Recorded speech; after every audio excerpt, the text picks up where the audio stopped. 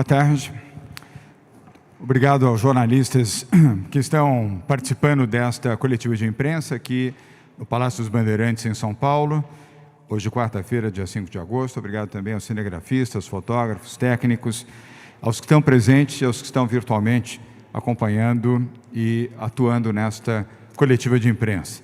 Aqui ao meu lado, Bruno Covas, prefeito da capital de São Paulo, Jean Gorenstein, secretário de Estado da Saúde, José Medina, novo coordenador do Centro de Contingência do Covid-19, nosso Comitê de Saúde, Geraldo Repli, membro do Comitê do Centro de Contingência Covid-19, João Gabardo, coordenador executivo do Centro de Contingência do Covid-19, e também os secretários de Estado de Turismo, Vinícius Lumertz, Patrícia Ellen, Desenvolvimento Econômico, Ciência e Tecnologia, e Marco Vignoli, secretário de Desenvolvimento Regional. Antes das informações, eu queria, em meu nome pessoal e da minha família, e em nome dos brasileiros de São Paulo, manifestar minha solidariedade à população de Beirute, no Líbano, que infelizmente foi vitimada pela explosão de ontem, e a nossa solidariedade também às famílias do que perderam as suas vidas e daqueles que estão hospitalizados. E, em especial, também a comunidade libanesa aqui no estado de São Paulo e, principalmente, aqui na capital de São Paulo. É a maior comunidade libanesa fora do Líbano. Bruno Covas e eu temos grandes amigos de origem libanesa, amigos, inclusive, que estavam no Líbano por ocasião dessa explosão ontem. Portanto, a minha solidariedade pessoal, acho que falo também em nome do Bruno Covas, a todos que desta comunidade estão entristecidos e solidários. Segunda mensagem é homenagem aos médicos e à população consciente do estado de São Paulo. Nestes últimos 5 meses, eu pessoalmente tive a oportunidade de conviver como nunca com profissionais da medicina aqui no estado de São Paulo. Sejam os que compõem o Comitê de Saúde, sejam os que atuam nesta área de saúde pelo governo do estado de São Paulo e pela Prefeitura de São Paulo, e isso aumentou em muito o respeito que tenho por estes profissionais. São, de fato, heróis diante de uma pandemia e uma situação tão triste, tão difícil e tão dura, que vitimou milhares de brasileiros aqui em São Paulo. A união da ciência, do governo do estado, das prefeituras e da população, e, sobretudo, dos profissionais da medicina, ajudou a salvar milhares de vidas em São Paulo. Todos tiveram o seu papel e continuam tendo para a proteção à vida e à saúde. E em São Paulo seguimos e continuaremos seguindo o que determinam os especialistas do Centro de Contingência da Covid-19. Eles orientam as ações que já pouparam mais de 200 mil vidas aqui em São Paulo. Nós estaríamos hoje com mais de 222 mil mortes se não tivéssemos tido o cuidado, o zelo ao compor este Comitê de Saúde, o Centro de Contingência Covid-19, e respeitar a sua orientação ao longo destes 5 meses. E também saudar a cura de mais de 380 mil brasileiros em São Paulo, que foram curados pelo Sistema Público de Saúde na capital de São Paulo, nos demais 644 municípios do estado e também na rede privada de saúde do estado de São Paulo. E volto a mencionar também milhares de brasileiros de outros estados que aqui vieram, foram atendidos e foram salvos pelo Sistema Público de Saúde do estado de São Paulo e o sistema privado, e continuam a ser. Nós, sim, estamos indicando, e vocês verão isso hoje mais uma vez, uma queda no número de internações, de ocupações de UTIs e também de óbitos. E o outro ponto positivo é a retomada gradual da atividade econômica no estado de São Paulo. Isso não nos faz celebrar, mas nos faz registrar e ter a convicção de que estamos no caminho, na direção certa, mas sempre com muito cuidado, com muita atenção e com enorme responsabilidade. Precisamos levar a curva para baixo e, para isso, precisamos também da população, daqueles que estão em casa nesse momento nos assistindo, para a sua própria proteção, a proteção das suas famílias e dos seus amigos e vizinhos. Por tudo isso, mais uma vez, muito obrigado aos profissionais da medicina, aos paramédicos e aos servidores que, mesmo não sendo profissionais da medicina, ajudam esses profissionais a salvarem vidas. E a população consciente, que é a expressiva maioria no estado de São Paulo, que tem respeitado as regras da quarentena do Plano São Paulo. Feitas essas mensagens, as informações de hoje para vocês. Mais 5 centros de pesquisa iniciam testes da vacina Coronavac, a vacina contra a Covid-19. Até sábado, 8 de agosto, mais 5 centros de pesquisa começam a aplicar a vacina em profissionais de saúde recrutados para o estudo. Todos eles voluntários, exclusivamente profissionais de saúde, médicos e paramédicos. Nesta fase, o Hospital das Clínicas da Unicamp, em Campinas, a Universidade de Brasília, no Distrito Federal, o Hospital das Clínicas da Universidade Federal do Estado do Paraná, o Hospital São Lucas, da Pontifícia Universidade Católica do Rio Grande do Sul, em Porto Alegre, a Faculdade de Medicina de São José do Rio Preto, aqui em Rio Preto, no interior do estado de São Paulo. Chegamos assim a 10 centros com pesquisa em andamento, com profissionais da saúde. Ao todo, são 12 centros selecionados para a realização da terceira e última fase de testes da vacina Coronavac em 9.000 voluntários. O cronograma indica que os 2 últimos centros restantes, o Hospital Israelita Albert Einstein, aqui vizinho do Palácio dos Bandeirantes, no bairro do Morumbi, em São Paulo, e o Instituto Nacional de Infectologia Evandro Chagas, no Rio de Janeiro, até o final da semana que vem, já estarão com os testes nos profissionais de saúde que se apresentaram como voluntários para a vacina. Segunda informação, a abertura de restaurantes será permitida em São Paulo, no estado de São Paulo, até às 22 horas, em regiões que estejam na fase amarela do Plano São Paulo, há pelo menos 2 semanas. Volto a repetir, a abertura de restaurantes será permitida até às 22 horas, até às 10 horas da noite, em regiões que estejam na fase amarela do Plano São Paulo, há pelo menos 2 semanas, portanto, 14 dias na fase amarela. Depois de rigorosa análise, o Centro de Contingência do Covid-19 constatou que não houve impacto negativo nos indicadores epidemiológicos com a retomada gradual do consumo em restaurantes, localizados em regiões que estão na fase amarela do Plano São Paulo. A partir desta constatação, o governo do estado vai publicar decreto amanhã que autoriza a abertura de restaurantes, padarias e estabelecimentos de alimentação até às 22 horas. Esse horário de funcionamento só será autorizado para estabelecimentos, é bom frisar, situados em regiões que estejam há pelo menos 2 semanas na fase amarela do Plano São Paulo. E todo e qualquer município e região que entrar na fase amarela, após 2 semanas, poderá ter o mesmo comportamento em relação aos estabelecimentos de alimentação. Vale ressaltar que continuam sendo 6 horas de funcionamento por dia a utilização desses estabelecimentos de alimentação. E fica a critério de cada estabelecimento determinar se fará 6 horas corridas, ou 3 e 3 horas, ou a forma que julgar conveniente, desde que no limite de 6 horas e desde que no limite de 40% de ocupação do seu espaço sentado. Não será permitido, em hipótese alguma, serviço em pé. As pessoas não poderão ficar em pé em nenhum estabelecimento de consumo de alimentos no estado de São Paulo. Deverão estar sentadas dentro da obediência do critério de distanciamento e no critério também do limite máximo de 40% da capacidade do estabelecimento. Neste contexto,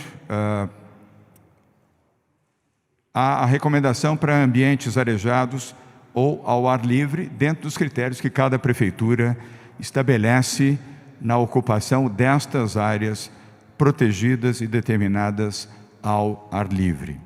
No estado de São Paulo, funcionam aproximadamente 200 mil restaurantes, padarias, bares, estabelecimentos de consumo de alimentos e empregando 800 mil pessoas.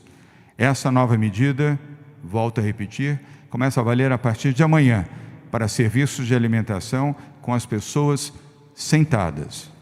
E vale recomendar, ao encerrar esta informação, que em hipótese nenhuma serão servidas pessoas em pé. E a recomendação é para que as pessoas façam a sua reserva prévia para o seu almoço ou o seu jantar, com isso ordenando e organizando o procedimento no atendimento destes estabelecimentos de alimentação em todo o estado de São Paulo. Havendo a colaboração do setor, como tem havido até agora, tudo correrá bem e nós manteremos sob controle e passo a passo, de forma segura e gradual, neste programa de abertura, sem colocar em risco os padrões sanitários e os padrões determinados pelo Centro de Contingência do Covid-19. Sobre este tema e pela ordem, teremos intervenções, serão todas elas breves, antes de ouvirmos o prefeito da capital de São Paulo. Neste momento, vamos ouvir Jean Gorenstein, secretário de Saúde do Estado de São Paulo. Jean. Bom dia, governador, bom dia a todos os secretários, prefeito Bruno Covas e a todos aqui presentes. Realmente, o Plano São Paulo, essa progressão do horário de abertura, do plano de retomada do serviço de alimentação, é algo que nos deixa bastante felizes, principalmente porque respeita o faseamento do Plano São Paulo, fazendo com que esses estabelecimentos realmente reabram à medida em que 14 dias se mantiverem na zona amarela. Lembrando ainda que todas as orientações desses estabelecimentos são baseadas no Centro de Contingência do Covid-19. E, além da capacidade reduzida em 40%, a redução do número de horas de atendimento e ambientes arejados e ventilados, todas as medidas sanitárias deverão ser seguidas por esses estabelecimentos, como distanciamento de mesas, distribuição de álcool gel, garantindo a segurança tanto dos trabalhadores como dos usuários desses estabelecimentos. A outra boa notícia, já revelada pelo governador, é a ampliação do número de centros que participarão da testagem da Coronavac. Além daqueles que já iniciaram semana passada, o Hospital Emílio Ribas, o Hospital das Clínicas de São Paulo, o Hospital das Clínicas de Ribeirão, a Universidade Federal de Minas Gerais, a Universidade Municipal de São Caetano, nós teremos esses outros centros que já foram referidos e na próxima semana o Hospital Albert Einstein, bem como o Centro Evandro Chagas, completando inicialmente os 12 centros que participarão dessas pesquisas. Lembrando que já realizamos até o momento 1.780.000 testes até julho. Lembro que os novos balanços serão divulgados na sexta-feira, mas com muita certeza já atingimos a cifra de 2 milhões de testes em São Paulo. O estado de São Paulo é o estado que mais testa no país, correspondendo a 25% de todas as testagens. Mais de 500% de aumento de testagem de maio a julho, 2 vezes o número daqueles testes que foram realizados na primeira quinzena do mês de julho, mostrando essa elevação em 20 vezes mais testagens, desde o início da testagem em março de 2020, mostrando sim que hoje passamos de 900 testes dia para aproximadamente 21.000 testes, chegando em alguns momentos até a se elevar essas cifras. Estamos fazendo vários modelos de testagens quilombolas, algumas comunidades carentes, alguns sistemas de drive-thru, fazendo então com que nós possamos estabelecer e utilizar alguns modelos que têm sido muito bem empregados e dessa forma não só detectando pacientes novos com sintomas leves, mas isolando aqueles no seu entorno, sejam os contactantes, próximos, familiares, ambientes de trabalho. E há alguns exemplos que eu gostaria de considerar e parabenizar, que são esses exemplos que nós levaremos para todos os 645 municípios do estado de São Paulo, que foram algumas medidas estabelecidas tanto pelo município de São Paulo e no ABC paulista, e parabenizando aqui Dr. Geraldo Hepler, que é um dos responsáveis especialmente pela vigilância em São Bernardo do Campo. São Bernardo do Campo teve, com essas medidas de detecção precoce de casos, isolamento dos contactantes, uma diminuição de 11% nas internações, 50% no número de óbitos.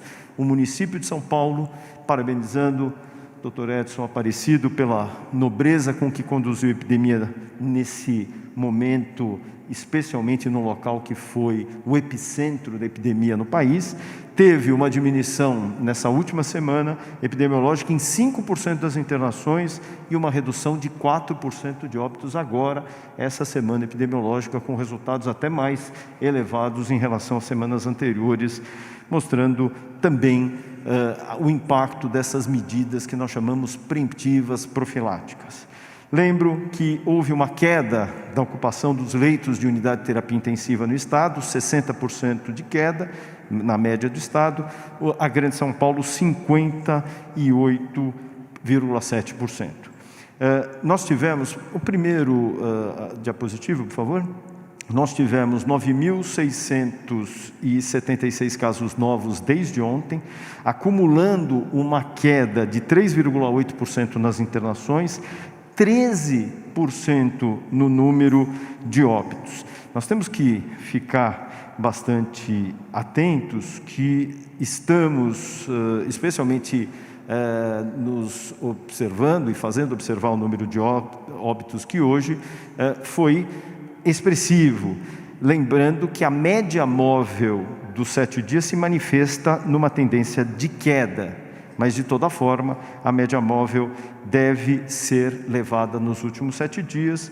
Tivemos no final de semana e segunda-feira os menores índices do mês, justificando então o que nós encontramos hoje na quarta-feira. É claro, como disse, estamos atentos, porque esse é um índice importante para que a gente possa avaliar o impacto na classificação das regiões do Plano de São Paulo. Próximo, por favor. Como disse, nós tivemos 9.676 casos relacionados e confirmados. Próximo. Mantendo, independente de toda forma, dentro da projeção da primeira quinzena epidemiológica, nós estamos com os números dentro das médias estabelecidas, tanto em termos de número de casos, próximo, quanto também em número de óbitos. Volto a dizer, estamos atentos para que medidas possam ser estabelecidas de uma forma muito mais precoce. Obrigado.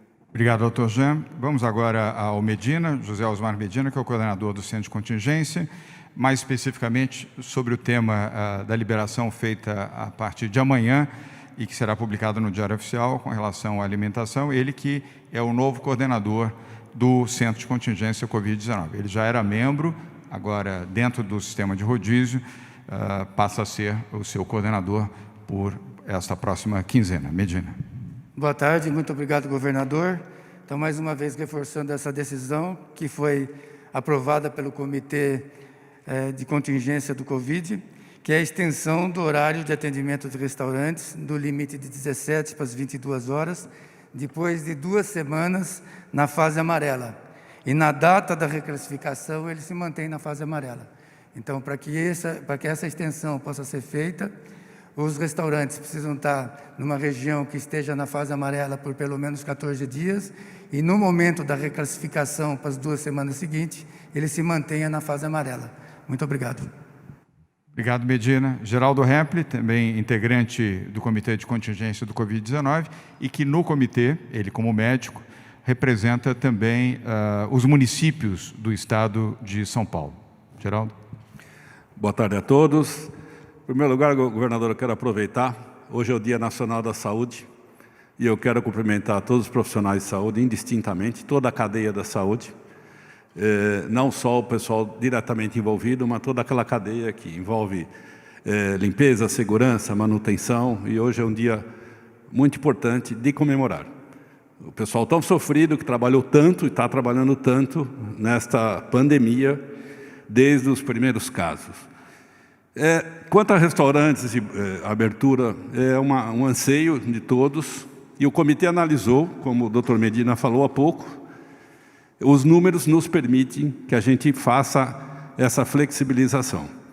E agora, é importante que todos tenham muito em mente que tem que ter os 15 dias e isso se mantenha.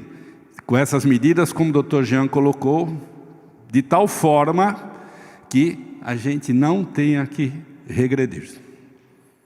E eu acho que isso é muito ruim se acaso acontecer. Se os casos lá na frente aumentarem, óbitos aumentarem numa proporção muito alta, isso vai ter que voltar para trás. E isso é muito importante que o Plano São Paulo prevê. Ele dá essa flexibilização, mas ao mesmo tempo, quem não cumprir ou tiver alguma coisa, volta para trás. Então eu faço votos aqui, quero cumprimentar todos os secretários municipais de saúde do estado de São Paulo, 645 municípios, que estão carregando essa batalha a ferro e fogo. Obrigado, governador. Obrigado, Geraldo. Vamos agora ao João Gabardo, coordenador executivo do Comitê de Saúde. Gabardo. Boa tarde, governador. Boa tarde a todos. Eu queria lembrar um conceito que foi apresentado no Plano de São Paulo, já lá no início, que significa a fase 3, que é a fase amarela, que é a fase de flexibilização. Essa é uma fase em que a gente considera que a epidemia está sob controle e que a gente pode liberar gradativamente determinadas atividades. São Paulo, a capital de São Paulo e as regiões que estão em amarelo têm essa característica. A epidemia está sob controle. Os nossos indicadores servem para isso, para que nós possamos detectar quais são os locais em que a epidemia está controlada. E nessas fases, não existe nenhuma alteração substancial na recomendação do centro de contingência. Nós continuamos com a orientação de que os restaurantes têm que continuar funcionando com a capacidade máxima de 40% e que possam funcionar durante 6 horas diárias. O que estamos ampliando é o horário de funcionamento. Ele poderá optar em funcionar até mais tarde. As recomendações gerais continuam as mesmas. Todos os protocolos continuam os mesmos. As pessoas devem ter distanciamento, devem utilizar álcool gel, devem fazer higienização das mãos. E uma recomendação: o centro de contingência não acha que seja razoável e prudente que nessa fase as pessoas, os idosos e as pessoas com doenças crônicas façam o uso dessa flexibilização.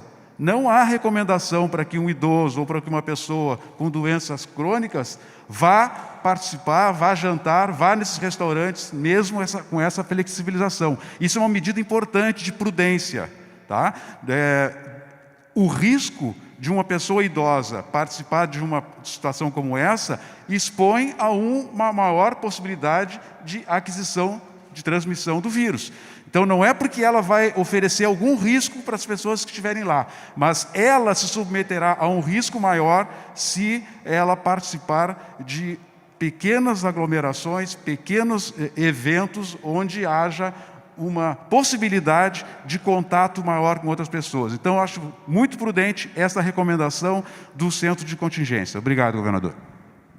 Obrigado, Gabardo. E agora vamos ouvir o prefeito da capital de São Paulo, Bruno Covas. Bruno. Boa tarde a todos. Queria, em primeiro lugar, somar aqui as palavras do governador João Dória em relação a comunidade libanesa. A cidade de São Paulo abriga uma das maiores comunidades libanesas do mundo.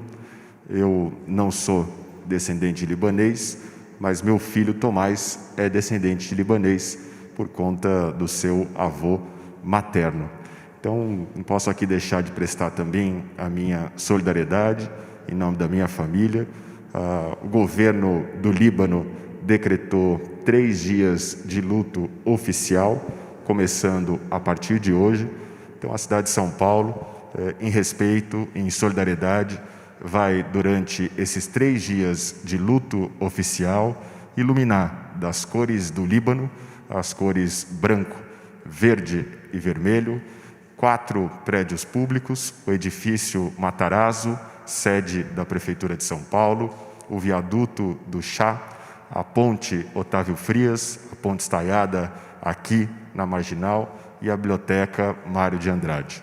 Dessa forma, a cidade de São Paulo presta as suas condolências e solidariedade à comunidade libanesa.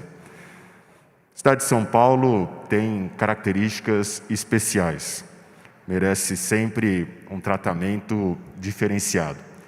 Aqui, a nossa vigilância sanitária tem orientado a Prefeitura em todas as ações que a gente vem estabelecendo desde o início da pandemia.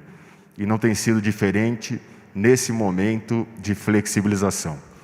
A vigilância sanitária nunca viu aqui no município qualquer tipo de problema em abertura de bares e restaurantes até às 22 horas. Tanto que o protocolo assinado com a Prefeitura, com o setor, não vai precisar ser refeito, porque já previa o atendimento até às 22 horas. A gente fica feliz que agora o Centro de Contingência vê da mesma forma para todo o estado de São Paulo. Aqui também nunca foi proibido o uso de ar livre, o uso de mesas ao ar livre, em varandas, em quintais, todos os estabelecimentos, como bares e restaurantes, que podem funcionar, também podem funcionar ao ar livre. A proibição colocada pela vigilância sanitária aqui do município é em relação às mesas nas calçadas. E é exatamente por isso que a gente vai lançar um projeto piloto. Assino hoje o decreto que será publicado no Diário Oficial de amanhã, autorizando o início das obras do projeto piloto. E por que esta recomendação da vigilância sanitária? Primeiro, por uma questão cultural. O paulistano é, sem sombra de dúvida, um povo que gosta de confraternizar, que gosta de estar junto. É difícil o controle do distanciamento social quando nós autorizamos o uso das calçadas. Segundo, porque as calçadas da cidade de São Paulo são calçadas mais estreitas, em sua média, do que em outras grandes capitais europeias ou americanas. E, portanto, ao cumprirem também a sua função de mobilidade na cidade de São Paulo, nós temos muitas vezes um conflito entre o uso das mesas e os pedestres que por ali passam.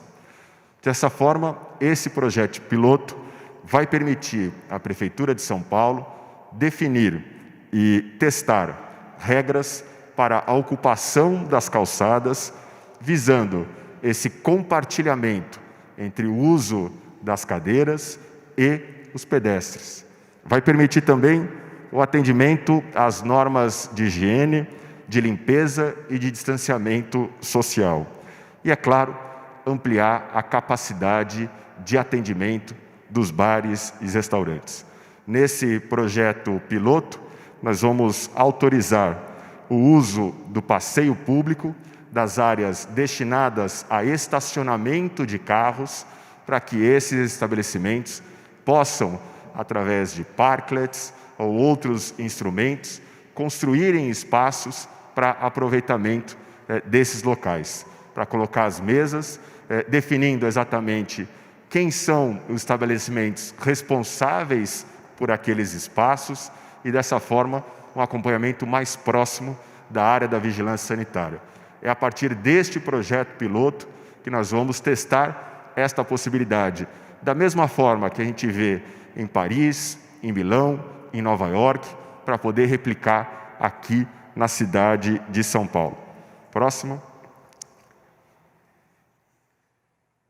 O projeto vai se dar ali no centro da cidade de São Paulo, na rua João Paulo Mantovan Freire, na rua Bento Freitas, entre a Marquês de Itu e a Epitácio Pessoa, na rua Major Sertório e na rua General Jardim, entre as ruas Araújo e Rego Freitas. São um total de 32 estabelecimentos que nós temos nestas 4 ruas, que estarão autorizados a construírem esse espaço. Não há nenhum recurso público envolvido, o investimento é 100% privado, o único recurso público envolvido é que nós estamos, nesse momento, isentando da cobrança de TPU, até porque, a qualquer momento, não dando certo, nós vamos desautorizar o uso desses espaços. Então, até que a gente tenha regras claras e que a gente dê a garantia de que, com o pagamento do TPU, ele vai poder usar aquilo pelos próximos 12 meses, nós não vamos cobrar nesse momento. Então, eles estão sabendo desse risco que eles correm de fazer investimento e, eventualmente, daqui a alguns dias, a vigilância sanitária entender que não deu certo e é preciso retroceder. Da mesma forma que, se der certo, nós vamos poder ampliar esse tipo e esse exemplo para toda a cidade de São Paulo. Muito obrigado, boa tarde a todos. Obrigado, Bruno Covas. Ainda no tema dos restaurantes, setor que emprega milhares de brasileiros aqui em São Paulo e também tem uma relevância no turismo nacional e internacional. Fala agora o secretário de Turismo do Estado de São Paulo, Vinícius Lumertz. Obrigado, governador. Hoje é um dia importante para a retomada do turismo no Estado de São Paulo, que vem caminhando de volta pouco a pouco. Nós, no ano passado, tivemos um crescimento de 5,3%, geramos 50 mil empregos, tivemos um crescimento recorde e um posicionamento de mercado com mais de 700 voos para o Estado.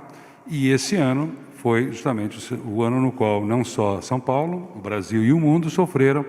O turismo teve o seu maior baque histórico. Mas com o dia de hoje, o setor, e aqui eu falo com quem dialogou, como quem dialogou com todo o setor para a formulação dos protocolos, governador, pela sua boa implementação nessa primeira fase. Houve cooperação, houve, do ponto de vista institucional, a Brasel, Sindicato dos Restaurantes, Bares e Similares, Associação Nacional dos Restaurantes, de toda a área institucional e da área privada dos restaurantes, uma conduta exemplar no que diz respeito à gestão do relacionamento a partir da preocupação dos funcionários, dos proprietários, o que habilitou também o momento atual, evidentemente diante das melhoras nas condições de saúde, para que o prazo de de operação das 17 às 22 horas se produzisse como alternativa. Como disse o governador aqui e os epidemiologistas, os médicos disseram aqui, dentro de um cuidado de operação de alimentação nessa fase, para que nós possamos avançar com mais segurança. Com isso, governador, perdemos empregos, vários deles serão recuperados esse ano por conta dessa decisão e da contínua distensão em direção a essa normalidade do turismo, que nós esperamos que possa acontecer nos próximos meses a partir da decisão de hoje e dessa experiência da Prefeitura Municipal do prefeito Bruno Covas, que ajudará na transformação da cidade. Tratando-se de uma crise como essa, sempre aparece alguma oportunidade. Então, se aprofunda a necessidade desse trabalho feito pela Prefeitura Municipal. Portanto, o setor todo hoje está agradecido, governador, e a mensagem que eles passam é de cooperação. Querem ajudar a gerenciar, como responsabilidade pela sociedade civil, a gerenciar a saída da crise e a evolução dos serviços de restauração e do turismo do Estado de São Paulo, nessa fase como aqui, explanada na fase amarela por 2 semanas e assim por diante. Muito obrigado. Obrigado, Vinícius. Vamos agora a Patrícia Ellen, secretária de Desenvolvimento Econômico, Ciência e Tecnologia do Estado de São Paulo. Patrícia. Obrigada, governador. Então, nós vamos atualizar aqui o que já foi dito pelo secretário Vinícius Lumers, pelo secretário Jean, também complementado pelo Gabardo, pelo Dr. Medina. Aqui nós temos quais eram as medidas vigentes, né, para todo o setor aqui de consumo local, que envolve restaurantes, padarias, bares e similares. A gente tinha aqui algumas regras bem importantes, que inclusive serão mantidas, né? A ocupação máxima de 40% da capacidade dos assentos na fase amarela, ambientes abertos ou arejados, com limitação das operações a esses ambientes, a obrigatoriedade dos assentos, né? As pessoas têm que estar sentadas consumindo nesses locais, o uso obrigatório das máscaras em todos os ambientes, e todos os protocolos gerais e específicos recomendados pelo Estado e depois pactuados pelas prefeituras. O que muda, né, com o que foi dito até agora? O novo horário de funcionamento permite que esses serviços de alimentação possam funcionar até as 22 horas, nas regiões na fase amarela, há mais do que 2 semanas consecutivas. Também esse modelo aqui de funcionamento de 6 horas permanece, um esclarecimento que as 6 horas podem ser consecutivas ou não, mediante também a pactuação com as prefeituras. Os serviços, novamente gostaria de ressaltar, são apenas para as pessoas sentadas, com a recomendação de realizar reserva antecipada para evitar aglomerações nos locais, e todas as medidas adicionais seguem vigentes. Então, esse é um passo muito importante para ajudar um setor muito sofrido, também para dar melhores condições de trabalho para os trabalhadores que já estão retornando ao trabalho e precisam realizar sua refeição fora de casa. Isso não somente durante o dia, tem muita gente que trabalha durante a noite, né? Muita gente também que trabalha como garçom, como garçonete, que precisam retornar ao seu trabalho. Eu pessoalmente estava lembrando aqui no evento de ontem, foi meu segundo emprego também, foi como garçonete. Então, essas pessoas precisam ter a sua oportunidade. Mas eu queria reforçar a importância dos protocolos. Nós estamos em uma semana com uma grande estabilidade no Estado, com melhorias significativas em muitas regiões, mas para que isso seja mantido, nós não podemos agora baixar a guarda. Então é muito importante, dando um passo a mais na retomada, que a gente dê um passo a mais também no cumprimento dos protocolos. Então fica esse o pedido para todos, para que a gente possa acolher quem está precisando voltar a trabalhar e fazer a sua alimentação fora de casa de uma forma digna. A gente também precisa fazer a nossa parte respeitando os protocolos, usar máscaras, distanciamento, tirar a máscara somente na hora da refeição, colocar a máscara de volta, é muito importante. Muito obrigada. Obrigado, Patrícia. E agora a última intervenção, antes das perguntas dos jornalistas, é do Marco Vignoli, secretário de Desenvolvimento Regional, com a visão das cidades do interior, do litoral e aqui da Grande São Paulo. Vignoli. Boa tarde, governador. Boa tarde a todos.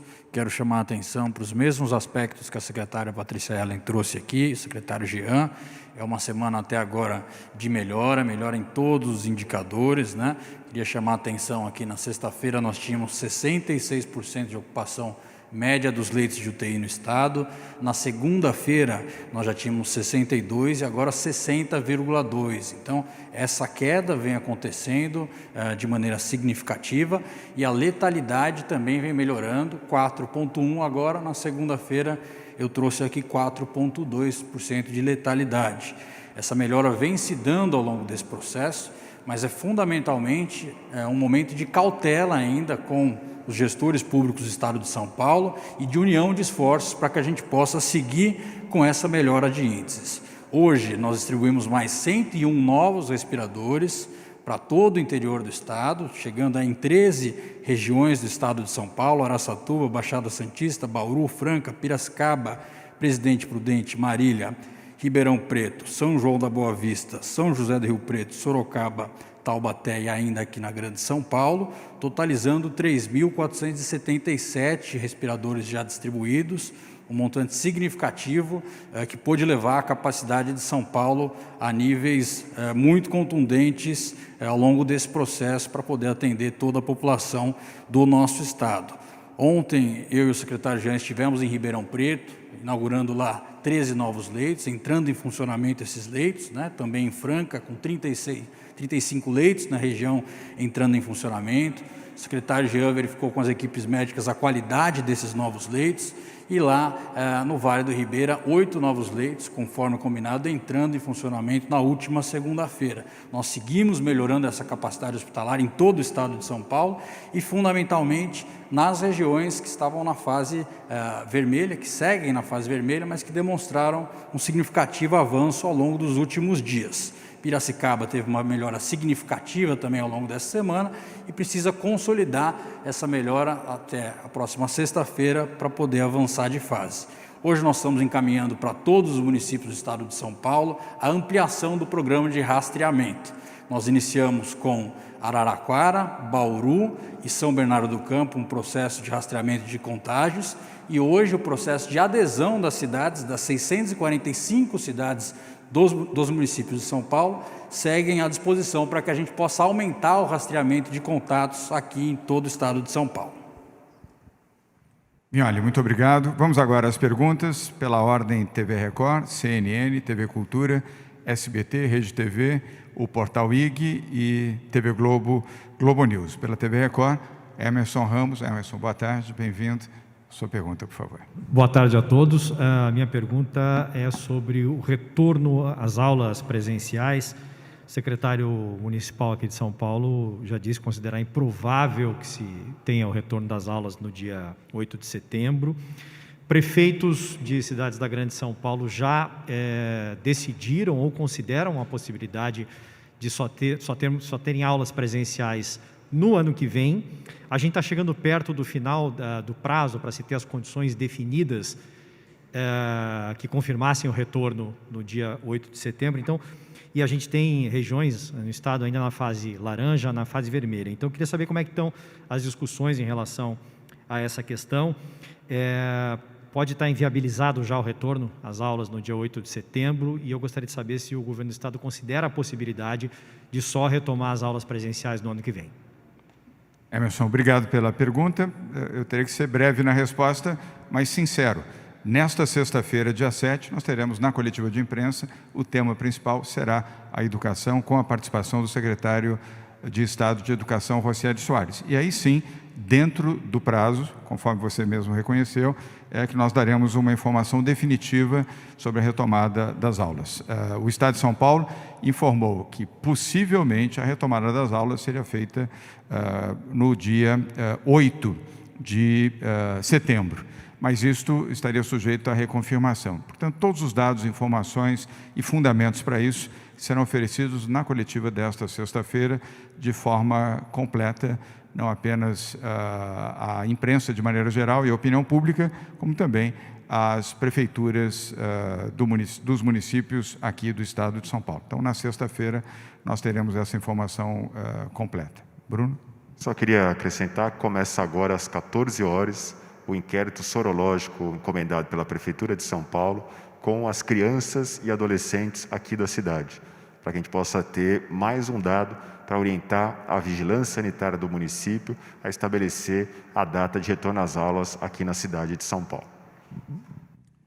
E ainda antes de passar para a Tainá, da CNN, é importante, eu queria ressaltar também, Emerson, nenhuma medida do governo do Estado de São Paulo será tomada em relação à educação sem levar em conta a proteção dos alunos, dos professores, dos servidores e dos prestadores de serviço. Portanto, nenhuma precipitação será colocada à frente da saúde e da proteção, repito, de alunos, professores, servidores e prestadores de serviço na educação pública do Estado de São Paulo. E espero revê-lo aqui na sexta-feira. Tainá Falcão, da CNN, obrigado pela sua presença. Boa tarde. Sua pergunta, por favor. Bom, a minha primeira pergunta é para o prefeito. Eu estava acompanhando aqui as explicações sobre esse projeto piloto, sobre as calçadas. É um pleito da categoria, né? Os donos de bares e restaurantes falam que esse seria um próximo passo, mesmo lutar por isso. Queria que o senhor entrasse um pouco mais em detalhes em relação a quanto tempo que vocês vão ficar avaliando e quais são, o que é decisivo nessa avaliação para tornar esse projeto, então, permanente e estender para outros lugares. Para o secretário de Turismo, eu queria saber se já há uma avaliação de impacto dessa medida anunciada hoje, agora com a extensão de horário dos bares e restaurantes. Impacto financeiro, claro. Obrigado, Tainá. Bruno? A expectativa da Prefeitura é em até 4 semanas isso está definido. Pode ser que, de repente, um prazo anterior, a gente já consiga estabelecer, tanto pelo sim quanto pelo não, mas a expectativa inicial é de em até 4 semanas nós concluirmos essa avaliação. 4 semanas a partir do funcionamento, né? Hoje, com o decreto publicado no Diário Oficial a partir de amanhã, eles estariam autorizados a prepararem as calçadas, a prepararem os parklets, e aí o prazo de início vai depender agora do tempo que eles vão levar para deixar isso funcionando. A partir do momento que começar a funcionar, o prazo máximo estabelecido pela Prefeitura é de em até 4 semanas a gente definir se isso pode ser replicado ou não para toda a cidade. E os critérios são os critérios definidos pela vigilância sanitária, garantir que não há aglomeração e que haja respeito aos protocolos que serão também publicados junto com o decreto. Então, junto com o decreto, tem um protocolo específico de como é que deve funcionar os restaurantes e bares que utilizarão as mesas nas calçadas. Se o protocolo for cumprido, para a Prefeitura é o que basta para que a gente possa replicar isso para outros cantos da cidade. Obrigado, Bruno. Vinícius Lumertz. O setor vai dobrar o seu faturamento no período, porque a 40%, ele fatura em torno de 18% a 20% do global. Ele vai agora para mais de 40%. Eu acho que perto de 50%, porque a parte noturna fatura mais. Então, nós vamos a 50%. E com isso, nós começamos a recuperação de empregos. E nós perdemos empregos, mas muitos por suspensão. Não são empregos literalmente perdidos. O turismo tem condições de uma volta rápida, porque o ativo fixo está lá e o nível de cooperação é muito alto.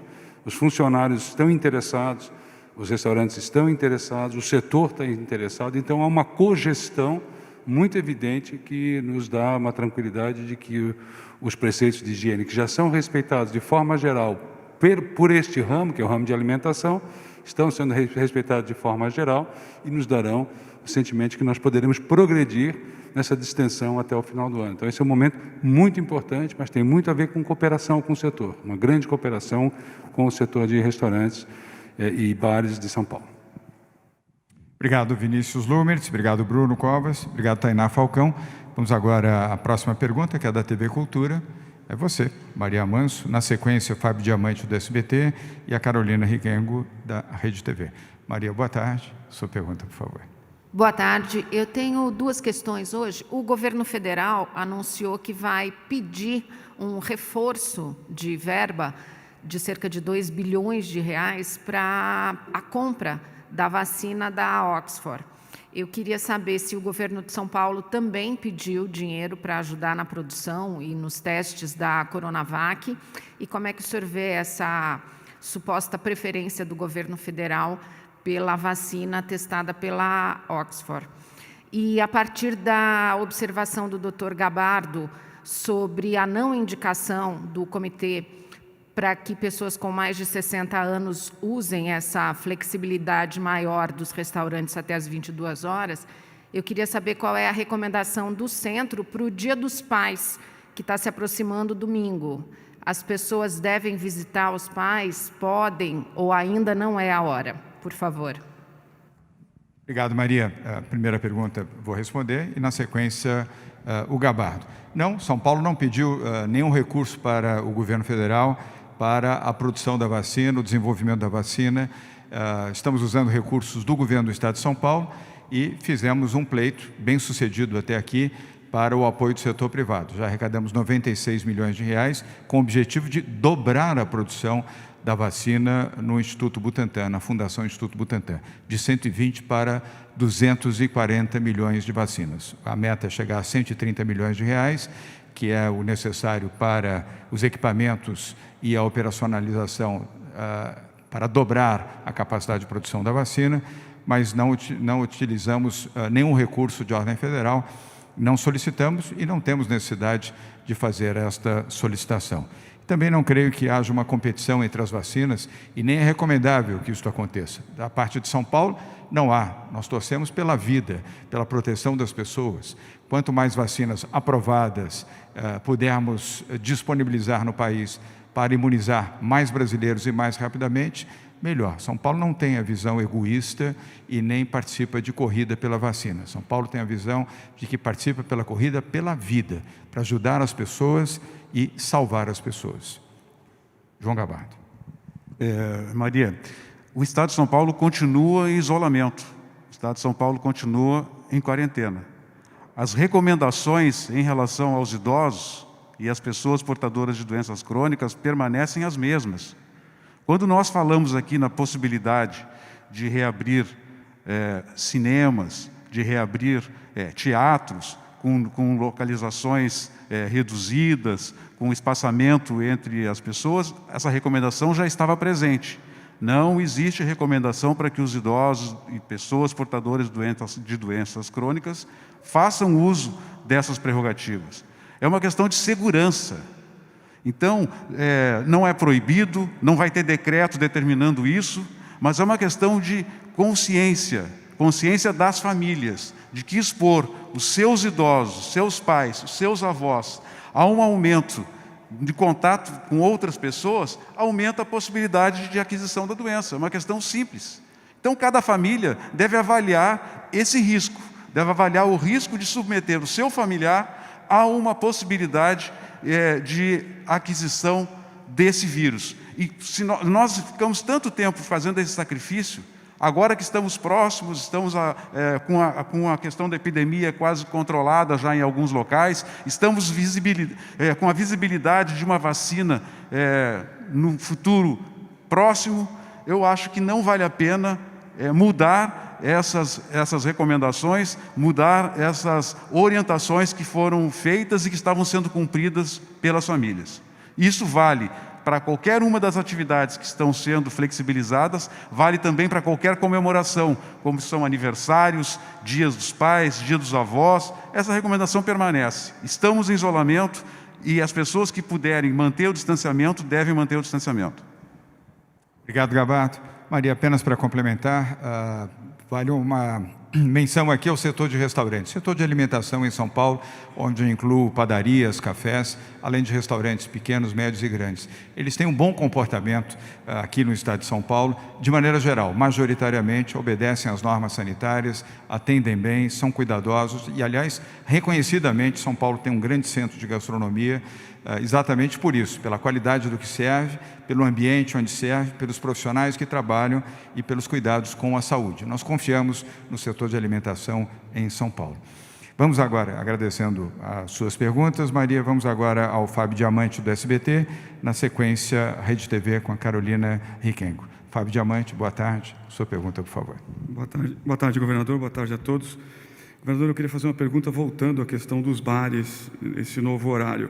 A gente sabe que na prática, principalmente as regiões na capital, que concentram muitos bares, Pinheiros, Vila Madalena, as aglomerações nos bares acontecem do lado de fora, na porta. Muitas vezes os bares fecham e as pessoas continuam na porta.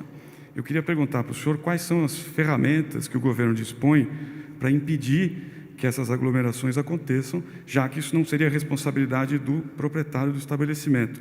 Se o senhor me permite fazer um paralelo, a gente tem visto a Polícia Militar agir na periferia para dispersar aglomerações, bailes funks, etc. Eu queria saber se, no caso, a Polícia Militar vai agir da mesma forma que age numa região de periferia, ou nos jardins, Vila Madalena, Pinheiros, se a atuação será a mesma. Muito obrigado. Fábio, agradeço pela pergunta. Um esclarecimento, a Polícia Militar não faz esse tipo de ação, nem na periferia, nem fora da periferia.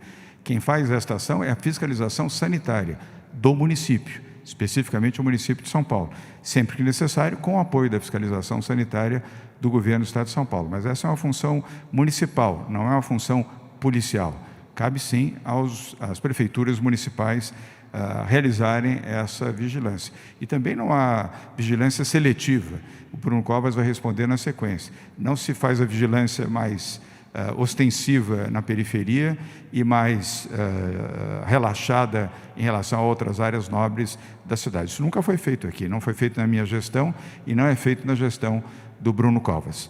Mas o Bruno pode falar, inclusive, sobre o tema de pessoas em pé nas calçadas. Mas eu lembro também, antes de passar a palavra ao Bruno, que não será servido bebida alcoólica a pessoas em pé e em calçadas. Isso não haverá como procedimento autorizado, seja pela Prefeitura, seja pelo Governo do Estado. E, mais uma vez, eu reforço a nossa confiança naqueles que são gestores de bares, restaurantes, similares, padarias, que ajam com responsabilidade. Tudo que estamos abrindo agora, podemos fechar amanhã. Isso já foi mencionado aqui nessa coletiva. Portanto, se não houver um comportamento cuidadoso e respeitoso, seja por parte dos donos de restaurantes, bares, padarias e similares, e pelas pessoas, poderemos voltar e retroagir. Não desejamos fazer isso, mas é preciso que as pessoas sejam, repito, donos de estabelecimentos ou frequentadores de estabelecimentos que ajam com responsabilidade. Bruno. Exatamente por isso a preocupação da Prefeitura em liberar as mesas e cadeiras nas calçadas, pela dificuldade de responsabilizar o dono do estabelecimento pelo que acontece na área de fora. É exatamente esta a preocupação da vigilância sanitária. Quem tem visto até agora nas fiscalizações é que pelo menos os estabelecimentos não estão servindo na área externa, né? Claro que você tem uma outra exceção. A gente fez 480 fiscalizações só neste final de semana e multamos ou interditamos 20 estabelecimentos. Então, a preocupação é exatamente para que isso não aconteça e, por isso, o projeto piloto, para quem não tenha esse tipo de problema, já que é muito difícil controlar as pessoas que ficam na frente dos estabelecimentos. Então, a preocupação nossa é para que a gente possa ter esse tipo de experiência que ajuda o empreendedor, né, que ajuda os bares e restaurantes, mas sem ter esse tipo de aglomeração também na parte de fora. E a Prefeitura continua com os seus 2.000 fiscais fiscalizando em todas as subprefeituras nas 32. Já respondi crítica que só tem fiscalização nos jardins e não tem na periferia. Agora respondo que só tem na periferia e não tem nos jardins. Obrigado, Bruno. Obrigado, Fábio Diamante, da SBT. Vamos agora a você, Carolina Riquengo, da Rede TV. Boa tarde. E sua pergunta, por favor. Olá, boa tarde a todos. A minha primeira pergunta é sobre, já que vai haver esse horário até as 22 horas, esse é um setor que ainda tem muita gente patinando. Vocês pretendem ter algum tipo de ampliação de linhas de crédito para que esses empregadores possam voltar a empregar aqueles que foram demitidos?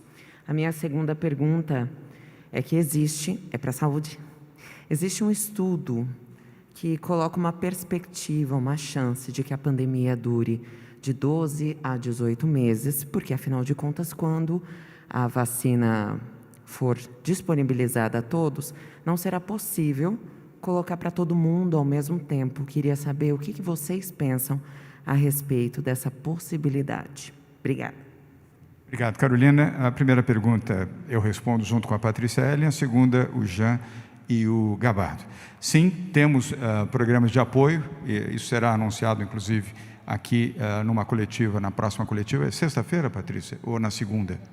Na segunda-feira da próxima semana, todos os programas de financiamento do Governo do Estado de São Paulo, pelo Banco do Povo e pelo Banco Desenvolve São Paulo, inclusive em detalhes, mas sim, temos um programa de apoio, de financiamento ao microempreendedor, sobretudo aquele microempreendedor do setor de alimentação, mas também de outros segmentos da economia. Patrícia?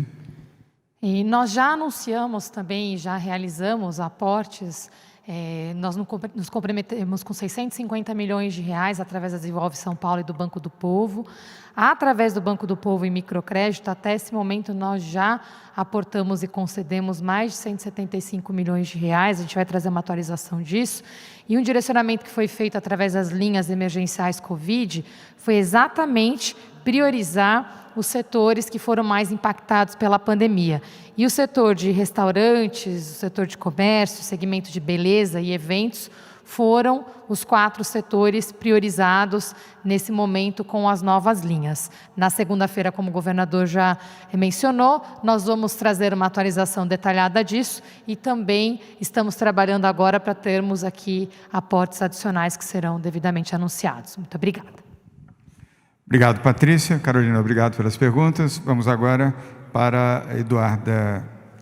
Desculpe, estou aqui encurtando. Obrigado pela primeira pergunta. Temos a segunda. Jean, vamos à resposta no tema da saúde e o Gabardo também, que eu já havia anunciado previamente. Carolina, é muito importante a gente lembrar que o coronavírus, assim, eu costumo sempre fazer uma analogia. Em 2009, nós tivemos uma pandemia também de um vírus respiratório, que era o H1N1. E ele veio para ficar. O coronavírus mutante, o Covid-19, ele também veio, o SARS-CoV-2, ele veio para ficar.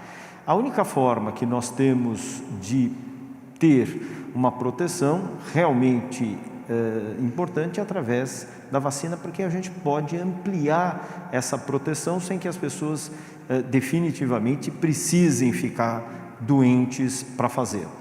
A gente percebeu que existe uma coisa chamada imunidade de rebanho. Para as outras doenças, eu preciso 70% de proteção, de imunidade na população. Para o Covid, alguns trabalhos que já vêm mostrando, talvez a gente precise menos, 40%.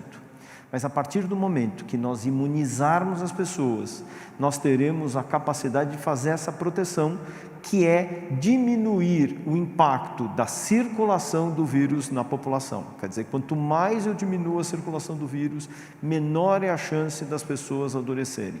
Por isso, grupos específicos, uma vez que nós sabemos que 20% apenas das pessoas adoecem de forma mais grave, 6 a 8% interno de forma realmente necessitando amparo e unidade de terapia intensiva, aí são os grupos que serão numa fase inicial privilegiadas. Porém, os pátios, as plantas das fábricas estão sendo ampliadas. O próprio Instituto Butantan já teve, através inclusive da iniciativa privada, aporte de recursos para ampliar a planta de produção de vacinas, ou seja, nós teremos a possibilidade de vacinar um maior número de brasileiros possíveis, importante, de forma gratuita, com a capilaridade do Sistema Único de Saúde para atingir aquelas localidades mais remotas do nosso país. Então, dessa forma, teremos a possibilidade de proteger um maior número de brasileiros.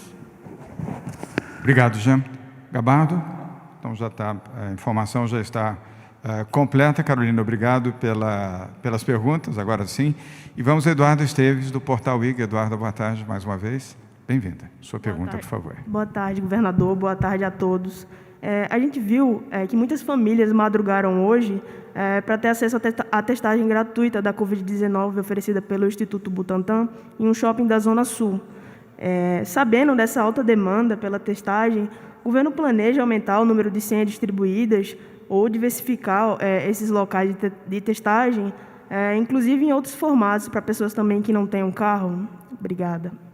Obrigado pela pergunta, bastante interessante. Eduardo, eu vou pedir ao Jean Gorenstein, nosso secretário de Saúde, e com comentários também do José Osmar Medina, o novo coordenador do Centro de Contingência Covid-19.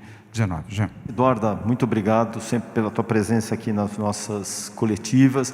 É importante que a gente vacine cada vez mais. O maior número de pessoas deve sim vacinado e com os vários formatos, como eu disse, seja nas comunidades, seja num esquema drive-thru, mas nós temos que lembrar que quando você fala esquema drive-thru, você está permitindo e privilegiando alguns que têm carro, outros não. É o que hoje nós estamos fazendo na região do Vale do Ribeira, em Registro.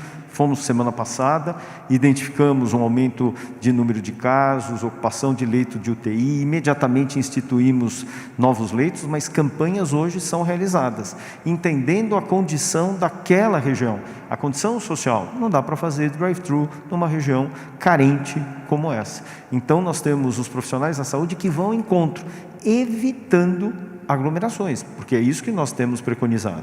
Então nós temos que preservar, inclusive nessas medidas que são tomadas, a segurança, a garantia dessas pessoas. É óbvio que no drive-thru, como você mesmo comentou, as pessoas estavam dentro dos carros, mas de toda forma não é isso que nós queremos. Nós queremos incentivar que as pessoas sejam testadas de uma forma segura para trazer tanto para elas quanto para nós a informação de quem são aqueles que estão doentes e definir estratégias mais precoces.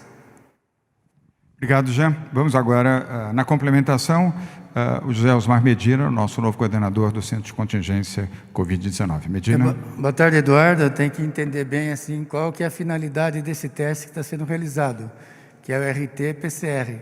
Então, ele é destinado a pessoas que têm algum tipo de sintoma, que seja suscetível de que está desenvolvendo a doença, ou que teve algum contato. Esse teste ele não é destinado para estudo epidemiológico. Esse teste é destinado a pessoas que têm algum sintoma e que precisam confirmar o diagnóstico para que elas sejam isoladas, ou então aquelas pessoas que tiveram contato com alguma pessoa que teve a doença, para ver se ela tem a doença também. Se testar todos nós aqui que estamos nessa sala, todo mundo vai dar negativo. Então, esse teste ele é indicado para quem tem algum sintoma ou para quem é contactante de alguma outra pessoa que tem sintoma. Não precisa fazer fila de pessoas que não têm sintoma nenhum ou que não teve contato com outra pessoa portadora da doença para fazer esse teste de PCR.